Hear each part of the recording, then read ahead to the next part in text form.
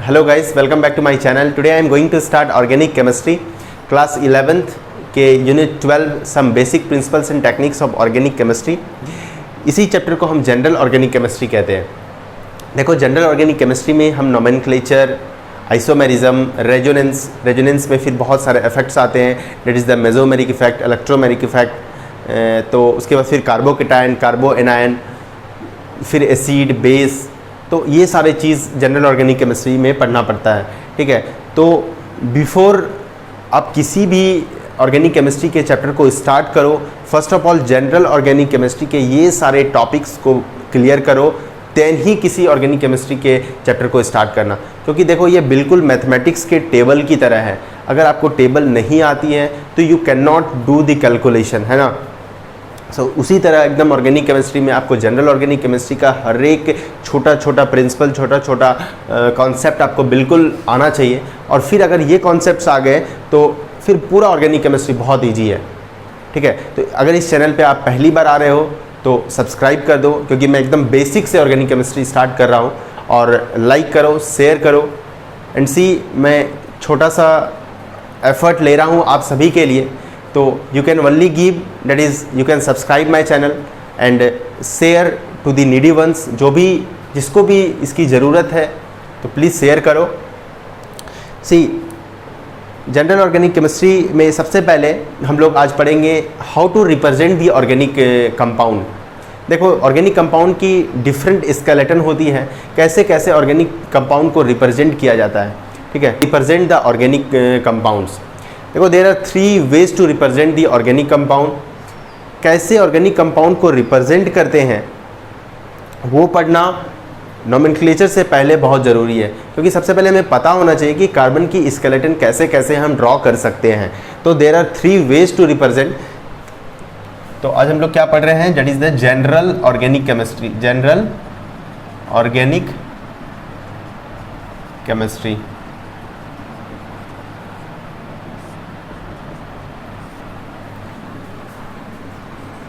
There are 3 ways to represent organic compound. Organic compound, जो पहली representation है that is the complete structural formula।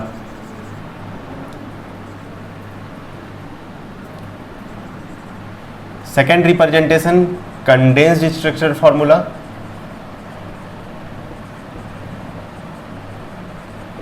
And third one is the bond line structure formula. Bond line structural formula. देखो, 3 veg में हम कोई भी carbon के skeleton को ड्रॉ कर सकते हैं। जो पहला है कंप्लीट, दूसरा है condensed and the third one that is the bond line structural formula. तो कंप्लीट स्ट्रक्चर फॉर्मूला में फॉर एग्जाम्पल अगर हम इथेन को रिप्रेजेंट करना है तो इसकी जो फार्मूला होती है दैट इज C2H6। तो आप इसकी जब स्ट्रक्चर बनाते हो तो C single bond C H H H H H and H।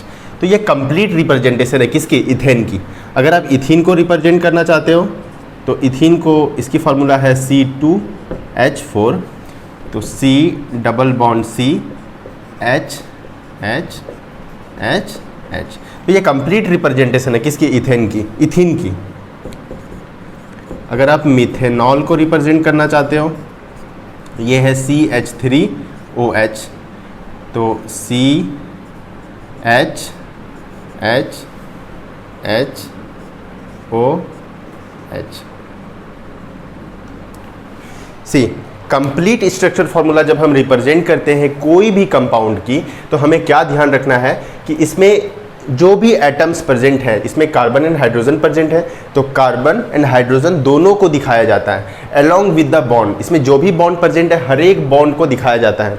Ethene में भी कार्बन हाइड्रोजन प्रेजेंट है एंड इसमें डबल बॉन्ड प्रेजेंट है, सिंगल बॉन्ड भी प्रेजेंट है, ये भी दिखाया जाता है। इन केस ऑफ मिथेनॉल, आप मिथेनॉल में एक अलग तरह का आपको दिखेगा, डेट इज बॉन्ड तो दिखा ही रहे हैं, एटम्स तो दिखा ही रहे हैं, अलोंग विथ हम लोन पेयर भी दिखा रहे होते हैं। तो कंप्लीट स्ट्रक्चर रिप्रेजेंटेशन जब भी अगर क्वेश्चंस आता है तो you can easily find out कि जहाँ भी लोन पेयर का रिप्रेजेंटेशन दिख रहा है तो सीधा सीधा वहाँ से आपको ये समझ जाना है कि वो कंप्लीट स्ट्रक्चरल रिप्रेजेंटेशन है किसी भी कंपाउंड का। तो ये क्वेश्चंस आपको पूछा जा सकता है कि अगर Lewis that is the lone pair, अगर लोन पेयर हम दिखा रहे हैं कोई भी एटम्स में, कोई भी स्ट्रक्चर में, तो वो कैसा रिप्रेजेंटेशन है, कंप्लीट है, कंडेंस्ड है, बॉन्ड लाइन है, तो वो that is the complete structural representation. हाँ, और एक चीज़, कंप्लीट स्ट्रक्चरल रिप्रेजेंटेशन में हम लोन पेयर कभी कभी दिखाते भी हैं और नहीं भी दिखाते, लेकिन अगर दिखा रहे हैं और क्वेश्चंस आता है तो you can clearly find out कि ये कंप्लीट स्ट्रक्चरल रिप्रेजेंटेशन है। क्लियर? अब देखो कंडेंस्ड स्ट्रक्चरल रिप्रेजेंटेशन कैसे होता है। फॉर एग्जांपल अगर हम इथेन को ही कंडेंस्ड में करना चाहें तो जैसे इथेन है, तो इथेन को हम कंप्लीट कैसे किए, पूरा बॉन्ड के साथ दिखा रहे थे, लेकिन कंडेंस्ड में ऐसे नहीं करते, इसको सीधा CH3 करते हैं। अगर इथीन को हम देखें तो इथीन हम कैसे करेंगे, डेट इज CH2, ठीक है। आप इसको ऐसे दिखाओ। अब जैसे आपको प्रोपेन दिखाना है तो प्रोपेन 3 कार्बन कंपाउंड होता है, तो आप दिखाओगे इसको CH3, CH2, CH3। अगर आपको मिथेनॉल दिखाना है तो मिथेनॉल आप दिखाओगे CH3OH। तो आप यहाँ पे कंडेंस्ड स्ट्रक्चरल रिप्रेजेंटेशन में क्या देख रहे हो कि इसमें हम कोई भी बॉन्ड को नहीं दिखाते हैं, बॉन्ड की ओमिशन बिल्कुल हो जाती है, कोई भी बॉन्ड नहीं दिखाना होता है। लेकिन हाँ, कुछ बॉन्ड जैसे मल्टीपल बॉन्ड्स, जैसे आप कभी कभी आपको दिखेगा कि डबल बॉन्ड, ट्रिपल बॉन्ड, अगर इथाइन है, फॉर एग्जांपल इथाइन है तो इथाइन है CH, ट्रिपल बॉन्ड CH, तो यहाँ पे आपको दिखेगा कि मल्टीपल बॉन्ड की रिप्रेजेंटेशन हम करते हैं, लेकिन सिंगल बॉन्ड की रिप्रेजेंटेशन, जैसे इथेन में सिंगल बॉन्ड है तो हमने कहीं भी बॉन्ड को नहीं दिखाया, only required atoms that is the C and hydrogen, only carbon and hydrogen को दिखा रहे हैं, तो सिंगल बॉन्ड की रिप्रेजेंटेशन। एंड जो सेकेंड चीज़ है दैट इज, अगर आप कोई लेंदी कार्बन कंपाउंड है, फॉर एग्जांपल आप ले लो पेंटेन को ले लो, तो पेंटेन की रिप्रेजेंटेशन आप कैसे करोगे, CH अगर पेंटेन है तो यहाँ पे मैं आपको थोड़ा बताऊँ, तो पेंटेन अगर है तो 5 कार्बन कंपाउंड होता है, तो इसको आप ऐसे दिखाओगे कंप्लीट स्ट्रक्चरल में, हाइड्रोजन होगा हर जगह, ठीक है, ऐसा होगा। लेकिन अगर यही पेंटेन को आपको कंडेंस्ड स्ट्रक्चरल रिप्रेजेंटेशन में दिखाना है तब आप कैसे दिखाओगे, तो इसके लिए कंडेंस्ड में एक ये है कि जैसे आप इसको लिख सकते हो CH3 CH2 होल 3 CH3। तो देखो यहाँ पे हम सबस्क्रिप्ट भी यूज कर ले रहे हैं डायरेक्ट, ये नहीं कि CH3 CH2 CH2 CH2 CH2 CH3 इस तरह ना लिख के हम डायरेक्टली 3 कार्बन जो है इसको हम ऐसे लिख सकते थे ना, देखो इसको हम ऐसे भी तो लिख सकते थे CH3 CH2 CH2 CH2 CH3, है ना, तो ऐसे भी लिख सकते थे, लेकिन हमने क्या किया, ये 3 गो CH2 है, इस 3H2 को डायरेक्टली हमने सबस्क्रिप्ट में 3CH2 को सबस्क्रिप्ट में 3 लिख दिया। तो हम सबस्क्रिप्ट भी यूज़ कर लेते हैं किसमें, कंडेंस्ड स्ट्रक्चर फार्मूला में। तो कंडेंस्ड स्ट्रक्चर फार्मूला में बस 2 चीज़ याद रखना है कि बॉन्ड की रिप्रेजेंटेशन नहीं होती है एंड सबस्क्रिप्ट का भी रिप्रेजेंटेशन होता है। तो अगर कहीं भी सबस्क्रिप्ट का रिप्रेजेंटेशन है तो आप पहचान जाओगे that is the condensed structure formula, और that is the about the bond, अगर बॉन्ड नहीं दिखा रहा है तो that is the condensed structural representation. अगर अब देखो bond line structural formula, bond line structural formula में फॉर एग्जांपल आप ले लो 2 ब्रोमो ब्यूटेन, ठीक है। तो 2 ब्रोमो ब्यूटेन की स्ट्रक्चर आप जब ड्रॉ करते हो तो आप ऐसे ड्रॉ करोगे CH3 CH2 CH2 CH3, तो ये है 2 ब्रोमो ब्यूटेन। तो ये कैसा रिप्रेजेंटेशन है, ये कंडेंस्ड स्ट्रक्चरल रिप्रेजेंटेशन है ये वाला। अगर आप इसको रिप्रेजेंट ऐसे करोगे,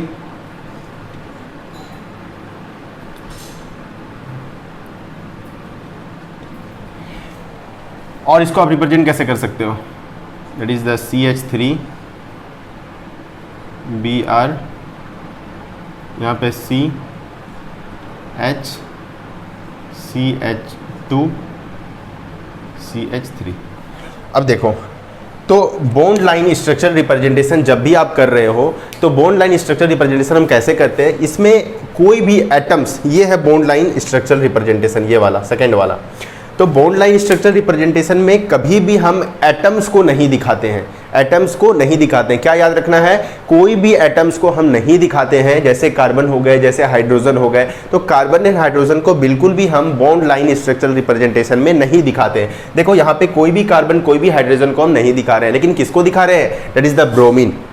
देखो हेलोजन हो गए, fluorine, chlorine, bromine, iodine, oxygen हो गए, सल्फर हो गए, ये सब हेटेरो एटम्स है, मतलब जो कि carbon and hydrogen, mainly organic compounds में हम कार्बन एंड हाइड्रोजन को पढ़ते हैं, but other than carbon and hydrogen जितने भी एटम्स हैं इसको हम हेटेरो एटम्स कह रहे हैं। किसमें, ऑर्गेनिक कंपाउंड्स में। तो ऑर्गेनिक कंपाउंड में जब हम बॉन्ड लाइन रिप्रेजेंटेशन करते हैं तो कार्बन एंड हाइड्रोजन को नहीं दिखाते हैं, क्या दिखाते हैं, ओनली हेटेरो एटम्स को दिखाते हैं। तो ये याद रखना कि हेटेरो एटम की रिप्रेजेंटेशन होती है along with the bond line, किसमें, बॉन्ड लाइन स्ट्रक्चर रिप्रेजेंटेशन में। तो हाँ, और एक चीज़, जब आप बॉन्ड लाइन स्ट्रक्चर रिप्रेजेंटेशन करते हो तो आपको ये चीज़ समझना पड़ेगा कि ये कैसे 4 कार्बन है। तो ये टर्मिनल जो होता है वो हमेशा मिथाइल ग्रुप से रिप्रेजेंट होता है। मतलब यहाँ पे मिथाइल ग्रुप CH3 को मिथाइल ग्रुप कहते हैं, ये मिथाइल ग्रुप है CH3 को। तो आज से ही याद करते जाओ क्या क्या है, मिथाइल ग्रुप। मिथाइल ग्रुप किसको बोल रहे हैं, CH3 को। तो मिथाइल ग्रुप हमेशा टर्मिनल जो होता है वो मिथाइल ग्रुप से होता है। तो यहाँ भी CH3 होगा, देखो यहाँ भी CH3 है, तो टर्मिनल हमेशा CH3 को शो करता है। तो ये CH3 हो गया, ये CH3, एंड यहाँ पे कार्बन होंगे। हर एक जो भी टिप होता है बॉन्ड लाइन की, जो भी टिप होगी वहाँ पे कार्बन प्रेजेंट है। तो यहाँ भी कार्बन है, यहाँ भी कार्बन है। तो यहाँ पे हर कार्बन के पास 4 बॉन्ड होते हैं। तो ये कार्बन के पास 1 बॉन्ड, 2 बॉन्ड तो हो गए, और 2 बॉन्ड, तो 2 हाइड्रोजन फुलफिल हो जाता है। अब ये कार्बन के पास एक तो ब्रोमीन है, दूसरा बॉन्ड, तीसरा बॉन्ड और एक हाइड्रोजन है, तो ऐसे फुलफिल हो जाता है। तो ये था बॉन्ड लाइन स्ट्रक्चरल फार्मूला। तो ये थे structural representation of organic compound. तो देखो बहुत तरह से रिप्रेजेंट किया जाता है और ये सब कहीं भी आपको नहीं पढ़ाया जाता है। डायरेक्ट आपको नोमेनक्लेचर पढ़ा दिया जाता है। तो यहाँ से भी कितने क्वेश्चंस आ सकते हैं, ठीक है। तो ये सब चीज़ नोटिस करना बहुत ज़रूरी है।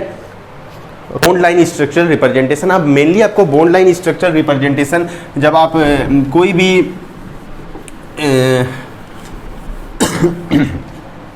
जब आप कोई भी that is the ring compound बनाओगे, that is the cyclic ring, आप जब भी बनाते हो तो साइक्लिक रिंग में आपको बहुत ज़्यादा आप देखोगे, क्योंकि ऐसा रिप्रेजेंटेशन आपको मिलेगा। क्योंकि जनरली जब टीचर्स पढ़ाते हैं तो ऐसे भी स्ट्रक्चर बना देते हैं, लेकिन जनरली आपको रिप्रेजेंटेशन साइक्लिक में आपको generally bond line structure representation मिलता है। जैसे आप प्रोपेन ड्रॉ करते हो, साइक्लोप्रोपेन, जैसे साइक्लोप्रोपेन, तो साइक्लोप्रोपेन क्या होता है, प्रोपेन, तो ये है साइक्लोप्रोपेन, ठीक है। तो यहाँ हो गया, हर एक टिप पे क्या है, कार्बन है, तो इस पे कितने हाइड्रोजन होंगे, 2, क्योंकि एक कार्बन पे एक ये बॉन्ड हो गया, एक बॉन्ड हो गया और 2 हाइड्रोजन, कार्बन पे 4 बॉन्ड कंप्लीट हो गए। फिर ये भी C को रिप्रेजेंट करेगा, ये भी कार्बन को, इसके पास भी 1 बॉन्ड, 2 बॉन्ड और 2 हाइड्रोजन है, फिर 2 हाइड्रोजन है। लेकिन इसी रिप्रेजेंटेशन को हम बॉन्ड लाइन में कैसे रिप्रेजेंट करेंगे, तो बॉन्ड लाइन में हम सीधा इसको एक ट्रायंगल के फॉर्म में रिप्रेजेंट करते हैं। अगर आप साइक्लोब्यूटेन को रिप्रेजेंट करना चाहें तो आप स्क्वायर से कर सकते हैं। यहाँ पे देखो CH2, यहाँ भी CH2, यहाँ भी CH2, यहाँ भी CH2, तो इसको हम बॉन्ड लाइन में कैसे रिप्रेजेंट करेंगे, बॉन्ड लाइन में सिंपली हम स्क्वायर को ड्रॉ कर देते हैं। तो मेनली हमको बॉन्ड लाइन स्ट्रक्चर रिप्रेजेंटेशन किस में मिलता है, that is in case of cyclic compound. अब हम लोग देखेंगे how to convert the 2D structural formula into the 3D structural formula. अब देखो, अगर कोई 2D है, 2D स्ट्रक्चर है, for example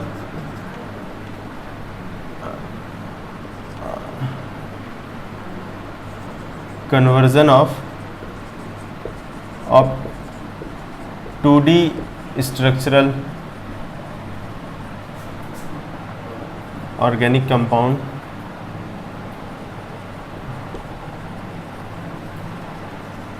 into 3D structural formula,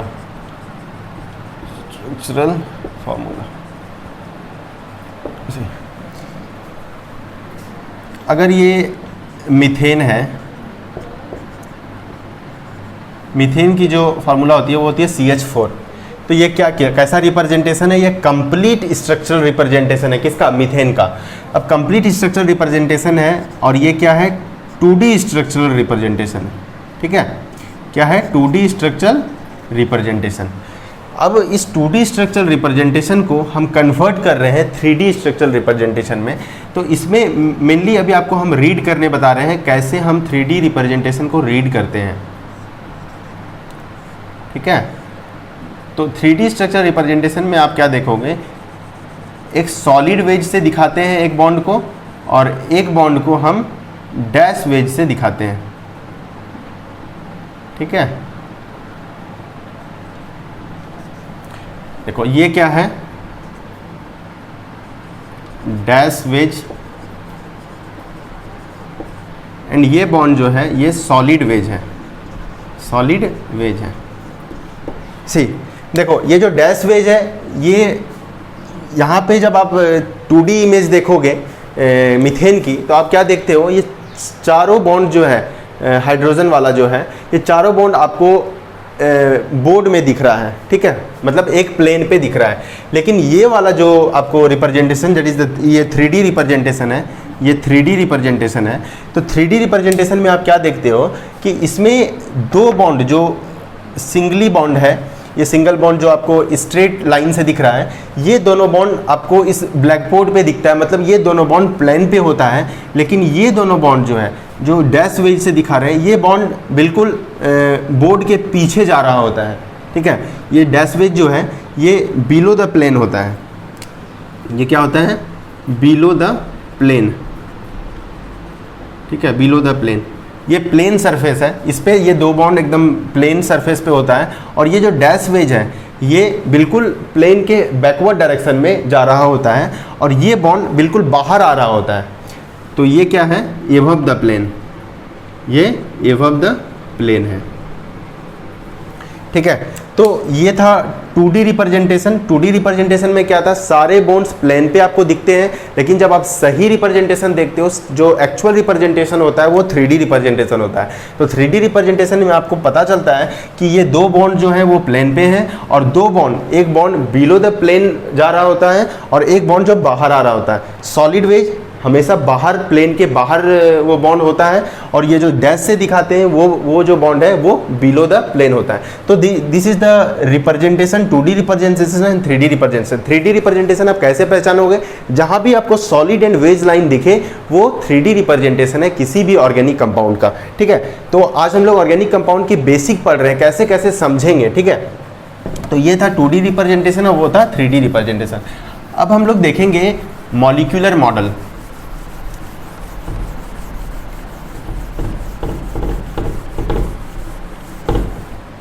molecular model, molecular models. देखो ये मॉलिक्यूलर मॉडल जो है ना, ये एक तरह का फिजिकल डिवाइस है, एक तरह का खिलौना होता है, जो बच्चे जैसे खेलते नहीं है वैसे खिलौना मिलता है मार्केट में, जो कि बच्चे को अच्छे से विजुअलाइज कराता है कोई भी कंपाउंड का। जैसे फॉर एग्जांपल आप CH4 है, ठीक है, मैं आपको जनरली स्ट्रक्चर ड्रॉ करके दिखाता हूँ CH4, तो आपको ऐसे करके दिखाता हूँ, ये स्ट्रक्चरल रिप्रेजेंटेशन होता है CH4 का। लेकिन मॉलिक्यूलर मॉडल में यही CH4 का आपको एक स्ट्रक्चर बनाया मिलता है, जिसमें आपको कार्बन एक अलग दिखते हैं, हाइड्रोजन अलग दिखते हैं, फिर उसके बॉन्ड दिखते हैं। तो ताकि एक डिवाइस है, मॉलिक्यूलर मॉडल एक डिवाइस है जिससे अच्छे से विजुअलाइज कराया जाता है स्टूडेंट को कि ये एक स्ट्रक्चरल रिप्रेजेंटेशन, ऐसा बॉन्ड होता है, ऐसा एटम्स प्रेजेंट होते हैं, तो ताकि बच्चे अच्छे से स्ट्रक्चर को समझ पाएँ। तो 3 मॉलिक्यूलर मॉडल्स आपको पढ़ने हैं, ठीक है। जो 3 मॉलिक्यूलर मॉडल्स आपके NCERT में है, ठीक है। तो 3 मॉलिक्यूलर मॉडल्स हैं। पहला है framework model, framework model.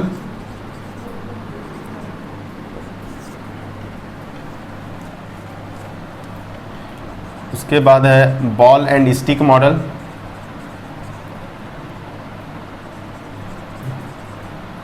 And तीसरा है आपका स्पेस फिलिंग मॉडल। देखो फ्रेमवर्क मॉडल जो होता है, ये जो आपको फिजिकल डिवाइस आपको दिखेगा, इसमें सिर्फ आपको बॉन्ड दिखते हैं, ठीक है। ये जो फ्रेमवर्क मॉडल जो है, तो फ्रेमवर्क मॉडल में सिर्फ आपको, जैसे आपको सब फॉर एग्जांपल CH4 की आपको वो अगर खिलौना दिखता है, तो CH4 में आपको क्या, तो आप क्या देखोगे कि ऐसा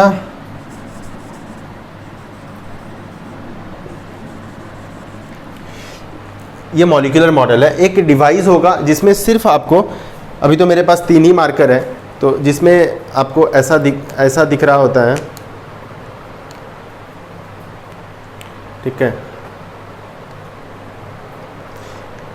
इसी तरह का एक डिवाइस होता है जिसमें आपको ऐसे बॉन्ड दिख रहे होते हैं, सिर्फ बॉन्ड दिख रहे होते हैं और एक बॉन्ड होते हैं। तो ये हाइड्रोजन एंड कार्बन इसमें नहीं दिख रहा होता है। फ्रेमवर्क मॉडल में सिर्फ आपको बॉन्ड दिख रहे होते हैं। तो फ्रेमवर्क मॉडल से आप क्या पता करते हो, सिर्फ pattern of bonding, pattern of bond, कैसे बॉन्ड अरेंज्ड है, वो आपको फ्रेमवर्क मॉडल से पता चलता है। तो फ्रेमवर्क मॉडल से कुछ नहीं, कोई भी एटम्स की साइज, कोई भी एटम्स का अरेंजमेंट आपको नहीं पता चलेगा। Only the pattern of bonds कैसे अरेंज्ड है वो आपको फ्रेमवर्क मॉडल से पता चलता है। लेकिन जब आप बॉल एंड स्टिक मॉडल को देखते हो, तो बॉल एंड स्टिक मॉडल में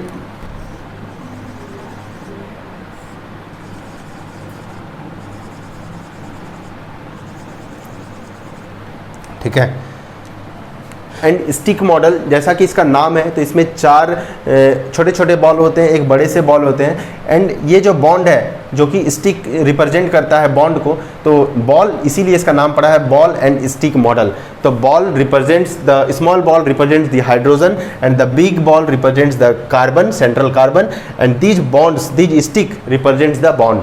जब आप देखोगे स्पेस फिलिंग मॉडल को, तो स्पेस फिलिंग मॉडल आपको ऐसा दिख रहा होता है, एक सेंट्रल कार्बन को एकदम बिग साइज बॉल से दिखा रहे होते हैं हम लोग। एंड ये जो है, ये सराउंडिंग वाला जो है, सराउंडिंग आप जब NCERT में देखोगे तो सराउंडिंग आपको दिखेगा ऐसा।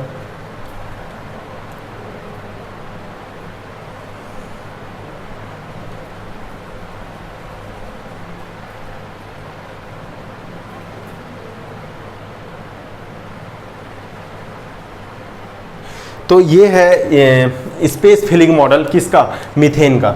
स्पेस फिलिंग मॉडल किसका है, मीथेन का है। ये बॉल एंड स्टिक मॉडल किसका है, मीथेन का है। एंड ये जो फ्रेमवर्क मॉडल है ये किसका है, मीथेन का है। तो स्पेस फिलिंग मॉडल में आप क्या देखोगे कि ये जो बड़ा वाला जो आपको बॉल दिख रहा है, ये बड़ा वाला बॉल सेंट्रल कार्बन को रिप्रेजेंट करता है। एंड सराउंडिंग जो आपको 3 आपको एकदम आगे की तरफ दिखते हैं, ये तीनों जो आपको कार्बन एटम्स, ये हाइड्रोजन एटम्स दिखेंगे, ये हाइड्रोजन एटम्स आगे एकदम फेस कर रहे होते हैं। एंड ये जो पीछे वाला कार्बन, अपर वाला जो कार्बन है, ये एकदम बैक साइड में दिखता है, थोड़ा सा दिखता है। तो स्पेस फिलिंग मॉडल में जनरली हमको रिलेटिव साइज पता चलता है, relative size of the atoms की, जो सराउंडिंग हाइड्रोजन एटम है एंड द सेंट्रल, उसकी रिलेटिव साइज कितनी है। ये थोड़ा छोटा होता है एंड ये थोड़ा बड़ा होता है। तो ये एकदम बिल्कुल यहाँ पे दिखता है साइज। एंड ये relative size based on the van der Waals radius. तो ये याद रखना, ये लाइन की स्पेस फिलिंग मॉडल में relative size of the atoms with respect to the van der Waals radius हमें पता चलता है। एंड इसमें बिल्कुल इजीली एकदम अच्छे से ऑब्जर्व होता है कि कैसे कौन सा एटम कितना वॉल्यूम ऑक्यूपाई कर रहा है। तो ये था मॉलिक्यूलर मॉडल, ठीक है। तो आज हम लोग जनरली क्या पढ़े, आज हम लोग सबसे पहले हम लोग पढ़े कैसे रिप्रेजेंट करते हैं ऑर्गेनिक कंपाउंड को। फिर हम लोग देखे कैसे 2D स्ट्रक्चर को 3D स्ट्रक्चर में चेंज करते हैं।